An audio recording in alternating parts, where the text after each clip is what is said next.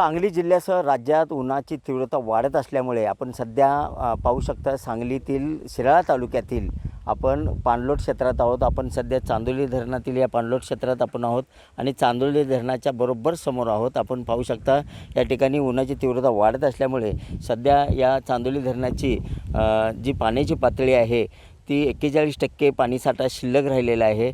गतवर्षीच्या तुलनेत 1 ते 1.5 TMC पाणीसाठा जास्त असला तरी अजून हा एप्रिल महिन्याचा शेवट आहे आणि पुढे मे महिना अजून शिल्लक आहे आणि मे जूनपर्यंत हा पाणी संपूर्ण तालुक्यासह परिसरातील नागरिकांना लागणार असतं। त्यामुळं उन्हाची तीव्रता वाढत असल्यामुळे या ठिकाणी पाण्यात घट होत आहे पातळीत आणि 41 TMC आहे। एकंदरीत पाहिलं तर शिराळा तालुक्यात 50 ते 45 पाझर तलाव आहेत, त्यापैकी 20 पाझर तलाव हे पूर्ण 30% पाणीसाठा शिल्लक आहे यामध्ये आणि एकंदरीत पाहिलं तर 22 ते 23 तलाव हे पाणीसाठा अत्यंत कमी आणि अल्प प्रमाणात या ठिकाणी शिल्लक राहिलेला आहे। संपूर्ण तालुक्याची जर परिस्थिती पाहिली तर या ठिकाणी चांदोली धरणावर हे तालुका अवलंबून आहे आणि या ठिकाणी पाण्याची पातळी थोडीशी घटायला सुरुवात झालेली आहे। या ठिकाणी पाणी थोडंसं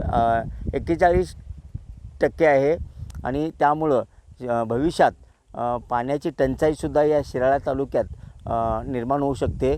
सांगली जिल्ह्यातला सर्वाधिक पाऊस पडणारा तालुका म्हणजे शिराळा तालुका आहे, मात्र उन्हाची तीव्रताच या ठिकाणी सांगली जिल्ह्यात 40 ते 42 अंशावर गेल्यामुळे या ठिकाणी पाण्याची टंचाई भविष्यात निर्माण होण्याची दाट शक्यता आहे। कॅमेरामॅन सुजितसोबत मी शंकर देवकुळे, TV9 मराठी, सांगली।